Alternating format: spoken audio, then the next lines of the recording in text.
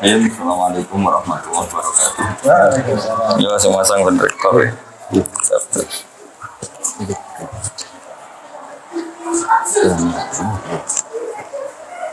Bismillah wassalatu wassalamu ala rasulillah sayyidina wa ala Muhammadin wa ala alihi wa ala. Teman-teman Unisula yang saya hormati, khusus Pak Rektor. Ini langsung ngaji ya, karena waktunya ada banyak. Jadi ini kitab-kitab yang saya baca ini, di antaranya itu ada penjelasan tentang musibah. Musibah itu dari kata sesuatu yang mengenai kamu. Kemudian identik dengan makna yang tidak menyenangkan. Sebetulnya kata musibah itu tidak harus yang menyusahkan. Apa saja yang mengenai kamu itu namanya musibah. Karena disebut ma'asobaka min hasanatin faminallah. Itu kan dari kata apa saja mengenai kamu, baik itu kebaikan juga namanya ma'asobaka. Makanya terusannya ayat wa ma'asobaka min sayyatin. Jadi kemudian orang itu karena nafsunya besar, kalau yang tidak dikehendaki itu dianggap problem. Ya, kalau yang tidak dikehendaki itu namanya problem. Kalau yang dikehendaki namanya nikmat. Nah, bahasa itu bahasa manusia. Kalau bahasanya Allah tidak tahu. Misalnya Anda jadi panitia ozon, malaikat penjaga ozon. Mungkin kalau nggak ada penerbangan itu mereka syukuran, karena nggak terganggu. Tapi kalau Anda pengusaha penerbangan ya nganggap ini musibah. Jadi kalau kamu nanti ketemu malaikat penjaga ozon, kemurnian lapisan ozon, kamu nganggap, oh ini susah, nggak ada penerbangan, pasti kamu disemprot. Kalau yang ngomong yang baik. Nah, begitu juga petani itu kadang minta hujan, kok pas hujan deras, tanyakan bakul es. Nggak payu kan. Jadi di ilmu kitab-kitab yang saya baca, kata musibah, kata nikmat itu ada yang hakikat, ada yang menurut kita. Karena ya tadi, kalau Anda malaikat penjaga ozon, mungkin syukuran karena nggak ada loh penerbangan. Ya. Kalau Anda menteri bagian nangani tenaga kerja, tambah banyak pabrik, tambah senang karena menyerap tenaga kerja. Tapi kalau Anda mungkin menteri lingkungan hidup, oh ini banyak limbah, ini banyak polusi. Nah kira-kira seperti itulah gambaran hidup. Kalau Pak Bejo jadi rektor, kata kroninya ya alhamdulillah, kata musuhnya ya ini musibah. Alhamdulillah guys. Jadi pola-pola sosial itu. Mau pemilihan ini Gus. Artinya kalau kita pakai bahasa manusia kan selalu gitu, ada subjektivitas, ada nisbi, ada. Lalu gunanya ngaji sama kiai ya tadi orang dilatih pakai bahasanya Allah. Ya bahasanya Allah tadi ya kita tidak tahu persisnya ini nikmat apa musibah, tapi dibalik itu ada hikmahnya, itu sudah dekati bahasa ketuhanan karena apa? Ya tidak mengklaim. Saya sering guyon, meskipun tuh guyon tapi tak ilmu nih. Misalnya tadi kamu ada pasangan nganten baru yang baru harmonisnya itu. Orang mesti bilang alhamdulillah harmonis. Tanyakan ibunya, itu mulai lupa daratan, lupa ibunya, lupa keluarganya. Kalau harmonis sama istri itu pasti. Jadi kalau ada pasangan harmonis, tanyakan ibunya. Menantu jenengan baik enggak? Oh, ngurus ibu jone tok lali wong tuwa. Atau tanyakan temannya. Saiki lali konco, saiki lali temen gitu karena saking mesranya sama. Nah, di semua segmen kehidupan itu seperti itu, Pak Bejo. Sehingga agama itu mengajarkan bahasa-bahasa sakral yang tidak lekang oleh waktu. Yaitu misalnya baca Subhanallah, Maha Suci Allah, Alhamdulillah, Subhana Rabbiyal Azim. Karena bahasa manusia itu tidak pernah sempurna. Yang sempurna itu bahasa ajarannya Allah. Kalau itu kan permanen, keadaan apapun ya Allah itu Maha Suci. Keadaan apapun ya Alhamdulillah. Keadaan apapun Allahu Akbar. Sekali kamu kerana manusia itu ruwet. Ya, tadi misalnya kalau sebuah negara itu makmur, makmurnya orang taat untuk ke masjid, makmurnya orang nakal, mesti ke tempat-tempat maksiat. Jadi kalau kamu berdoa makmur, untuk siapa? Dan ukurannya dipakai untuk apa? Kamu dapat uang banyak, alhamdulillah. Kalau orang baik uang banyak pikirannya ya untuk nafkahi anak istri, bangun masjid. Nah, kalau orang nakal kan nanti pikirannya macam-macam. Mungkin ingin judi, ingin booking siapa, atau untuk kepentingan apa.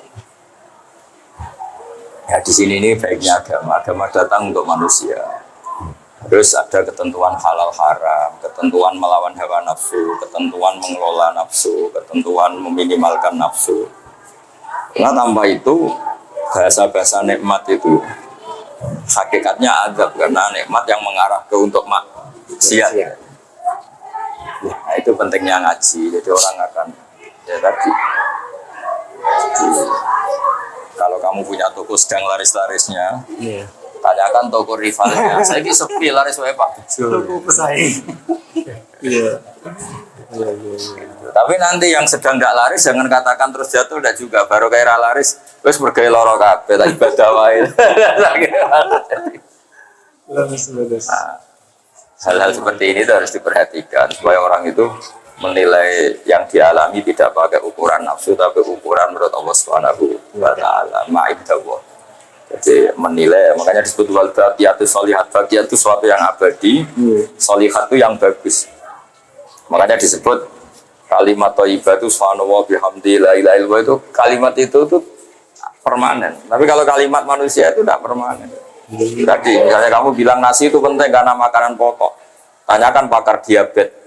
Oh, nasi itu mengandung gula, kalau orang diabetes nggak boleh kan.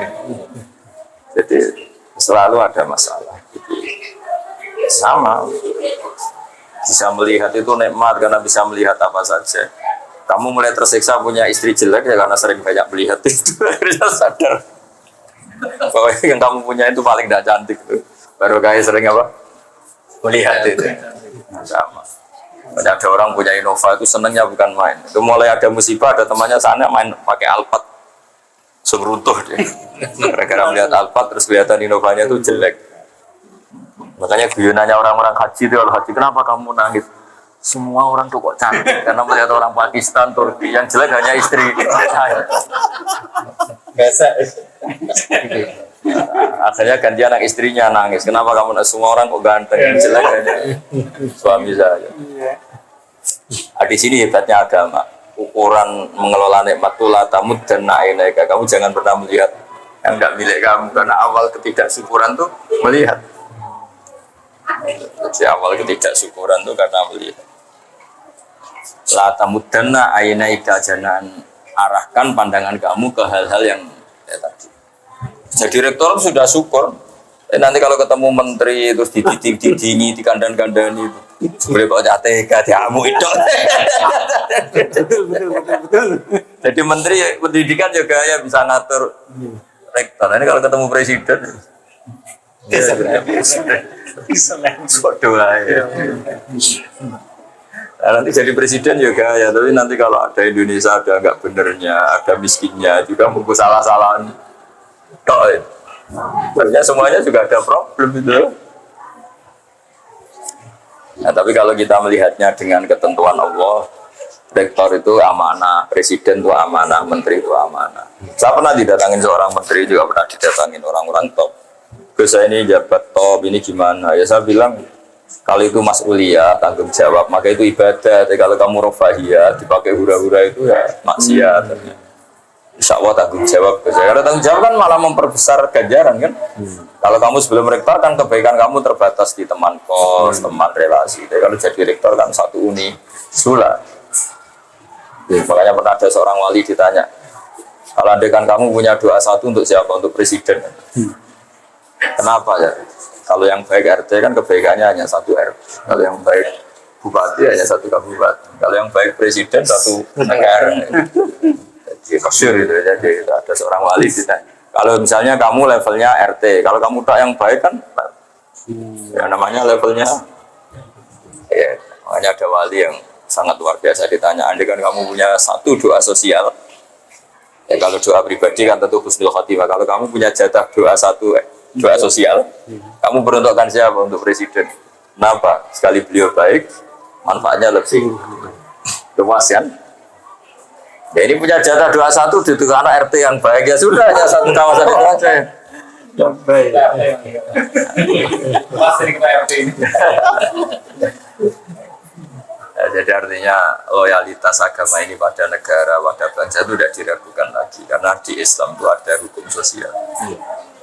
Nah, cuma bedanya orang wali sama ndak. Wali itu kan nganggap musibah itu dianggap awal kebaikan karena terus orang kembali ke Allah. Dulu itu orang nggak takut mati. Seakan-akan kalau ilmu medis itu menguasai semua. Gara-gara COVID belum ditemukan obatnya itu. Banyak yang tawadhu. Kemarin-kemarin kayak ada kematian itu. Udah orang PD-nya hidup. Gara-gara ada COVID. Antara orang awam sama profesor sama-sama ngitung hari. Tanya.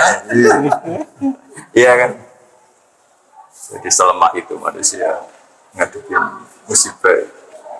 Wah, itu pontang-panting semua negara yang katanya medisnya paling bagus kayak negara-negara maju juga pontang-panting semua. Jadi makanya saya mohon dari pengajian ini, dari ngaji ini sampai kalau sholat itu lebih in. Kalimat yang kamu lafadzkan di sholat itu kalimat paling permanen. Rabbana lakal hamdu, engkau layak dipuji, engkau maha suci, engkau maha besar, itu kalimat permanen. Kalau kalimat yang kamu bikin itu tidak ada yang permanen karena subjektivitas tadi. Ketika kamu bilang tadi penerbangan itu kosong atau minim, itu kamu anggap musibah. Kata malaikat penjaga ozon itu bagus. Ketika Kementerian Tenaga Kerja bilang banyak pabrik itu bagus penyerapan tenaga kerja, tanyakan ahli lingkungan. Iya. Sama di presiden juga sama. Ketika ini jadi presiden, temannya partainya bilang alhamdulillah, tanyakan rivalnya atau musuh politiknya. Rektor juga sama. Toko juga sama. Hal-hal seperti ini terus menjadikan wali-wali itu nggak bicara tentang makhluk, hanya bicara tentang Allah. Makanya terus toreko itu kan wiridan paling kelima kan Allah. Maksudnya sudahlah makhluk sudah. Bismillahirrahmanirrahim. Subhanallah fi khawdimi al-abun, sudah semuanya itu orientasinya ke Allah saja, yang lainnya itu biarin dulu. Zarhum fi khawdihim yal-abun. Makanya ada sholat istisqa nggak mandi-mandi itu karena yang di pojok bakul es. Ini kalau mandi es ada baik. Ternyata ketika orang lain semangat amin karena sawahnya banyak. Terus ini aminnya tenang. Kenapa kamu tidak semangat? Saya tidak punya sawah, nggak ada hujan juga nggak apa-apa. Saya ini penjual es. Jadi apa ya? Ya gitu itu kehidupan ya begitu. Ini kabar-kabarnya itu kata ilmuwan itu. Lapisan ozon itu membaik itu sekian puluh persen gara-gara pengurangan penerbangan. Oh iya, saya kamu bayangkan kayak Singapura, Hong Kong per menit, ya kan yang pesawat-pesawat yang bandara-bandara paling sibuk. Cuma kalau kamu jadi malaikat bagian jaga ozon, rapat terus gimana ini hentikan pesawat? Mungkin rapatnya tuh udah kofikan aja rendah ya. Ya meskipun itu guyon, tapi orang biar tahu lah kalau semua yang diciptakan Allah ada hikmahnya. Maksud saya itu ada. Kalau ada pabrik tutup, tanyakan pakar lingkungan. Bagus sekarang sudah ada limbah, kenapa pabriknya tutup? Tapi kalau tanyakan pekerjanya, susahnya. Nah bayangkan kalau bahasa subjektivitas gini dipakai ilmu hakikat kan kacau. Tapi kalau di biasa itu hukum sosial pasti ada subjektivitas. Kalau ilmu hakikat ya tadi yang PHK ya tidak mesti gak dapat pekerjaan, saja dapat pekerjaan yang lebih baik. Kan kemarin banyak pilot yang jadi penjual mie. Tapi ketika ditanya hasilnya sedikit tapi kepuasan batinnya meningkat ya karena ketemu keluarga, ketemu yang dulu nggak kebayang kan. Ya saya berharap cara pandang Islam ini kita ikuti bahwa di balik semua itu ada hikmah dan menjadikan kita kembali kepada Allah Subhanahu wa Ta'ala. Saya kalau nyontohkan di masyarakat itu ketika kamu kecil dolanan ekran itu seneng kira-kira, dolanan yuyu seneng, dolanan hal-hal yang nggak menghasilkan uang itu seneng. Tapi ketika Anda dewasa, Anda dokter, Anda profesor, Anda kiai besar menjadi goblok. Untuk seneng aja nunggu punya Alphard, punya uang, punya rumah. Berarti pinter caci ini. Caci itu untuk seneng tuh hal-hal sepele bisa bahagia. Tapi harus profesor, sampai seneng canggih. Padahal ciri utama orang pinter kan mudah mendapatkan yang diinginkan. Ternyata untuk seneng harus mahal. Sementara caci cilik untuk seneng itu segampang itu. Terus pinter mana kita dengan anak-anak? Jadi itu pelajaran bagi kita bahwa kalau kamu di dunia ingin senang, ketika kita kecil, ketika kita miskin, mau marah tuh bisa ngopi sebenarnya. Kayak ongkos ada di serbu kos sebenarnya pak, nggak terlambat bayar.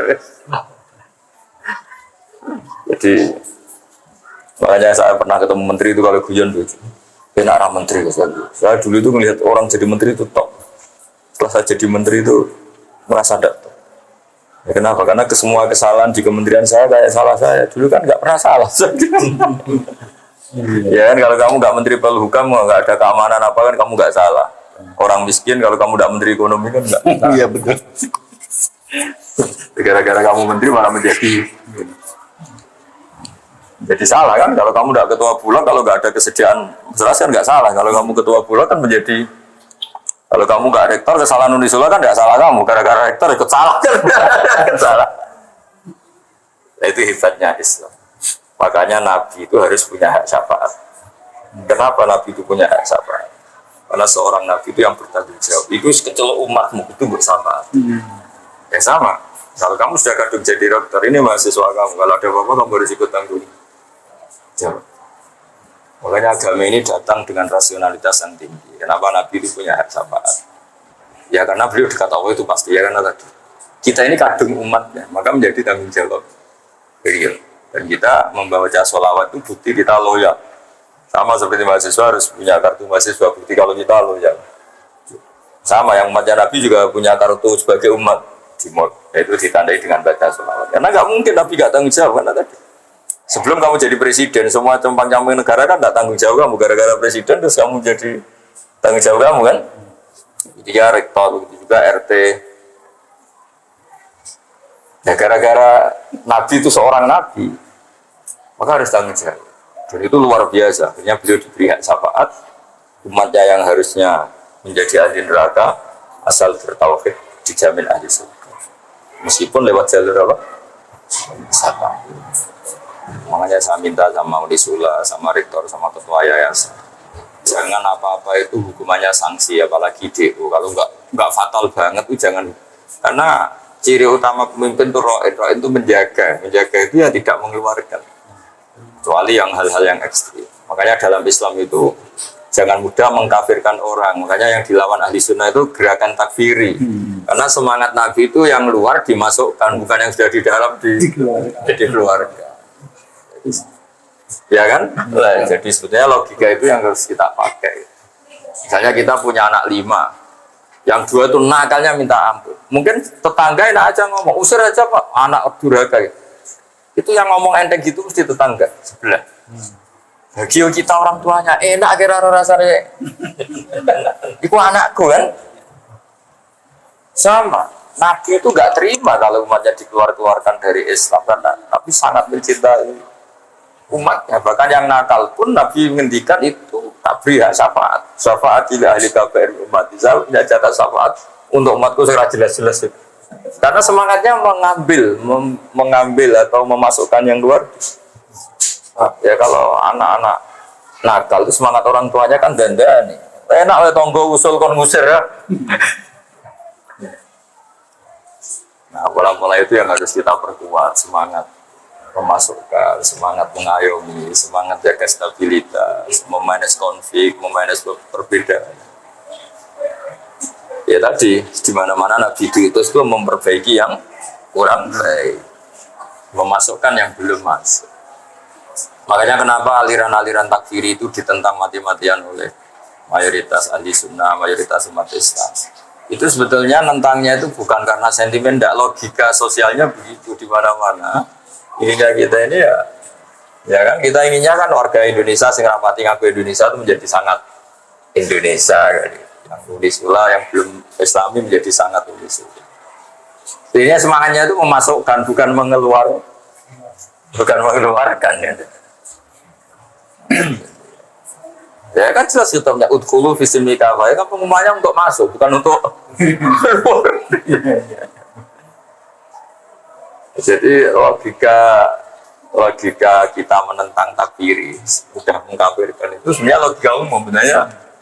Ya memang begitulah kalau kita sebagai pengayom masyarakat inginnya ya itu udah ada hanya dalam ahli sunnah ya. Kalau kita ketua RT, ketua RW, kita kiai, kita tokoh, inginnya ya semangatnya merangkul,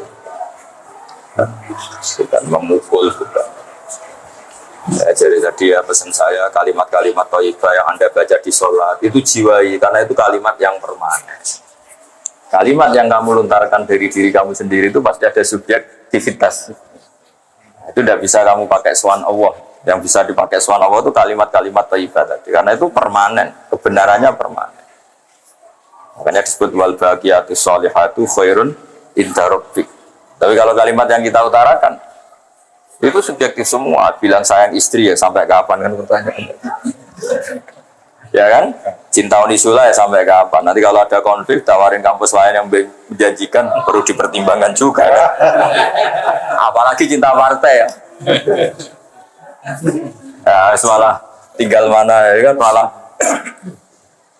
Ya kan? Jadi kalau cinta manusia, bencinya manusia itu ya subjektivitasnya seperti itu. Jadi kalau cinta Allah itu ya nggak baik. Walladzina amanu asyaddu hubbal lillah. Kalau kamu mukmin betul ya orientasi yang paling kamu cintai itu Tuhan. Nah sekarang ngaji seperti ini sudah langka. Dikira kalimat-kalimat thayyibah itu kayak mantra, kayak rutinitas itu filosofi. Oh, ya itu kalimat permanen yang bisa kamu tanggung jawabkan depan Allah itu ya Allahu Akbar kalimat. Makanya saya bilang sering memberi contoh itu kalau ada semut sama semut pacaran gitu misalnya. Pacarannya itu di daun mangga misalnya. Dia asik sama yang disenangi pacaran. Kata semut kan, saya asik pacaran karena pasangan saya mencintai saya. Sebaliknya bilang gitu. Tapi kalau kamu yang mengendalikan, kamu asik itu karena godong ini orang tak kipatno. Sekali tak kipatno tuntas kan. Yang sama ketika kita punya alpat nikmat, kumpul istri nikmat, makan nikmat. Kata malaikat bagian gempa. Kon gak mau turun aku tak hoyak.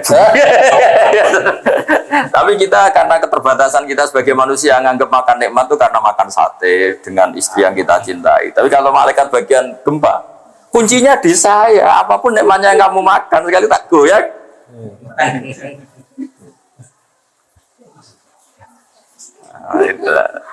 Nah itu sirinya, rahasianya. Kenapa kiai-kiai itu matehai malaikat, matehai penjaga langit, penjaga bumi itu karena itu berkontribusi dalam kenikmatan yang kita. Ya. Kalau kamu udah kamu fatihah itu bisa tersinggung. Itu ya selesai. Nah, itu bedanya kiai sama rektor, Pak.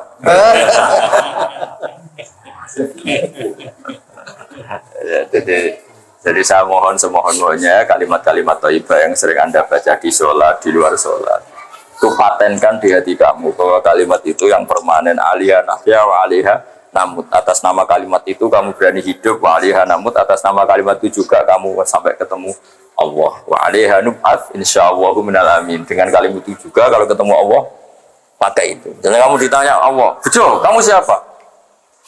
Mukmin Gusti. Aktivitas kamu bersaksi bahwa engkau ini ala kulli syai'in qadir. Kalau depan Allah, kamu siapa? Rektor Gusti. Mana kampusnya sudah berkiamat kan nggak ada kampus.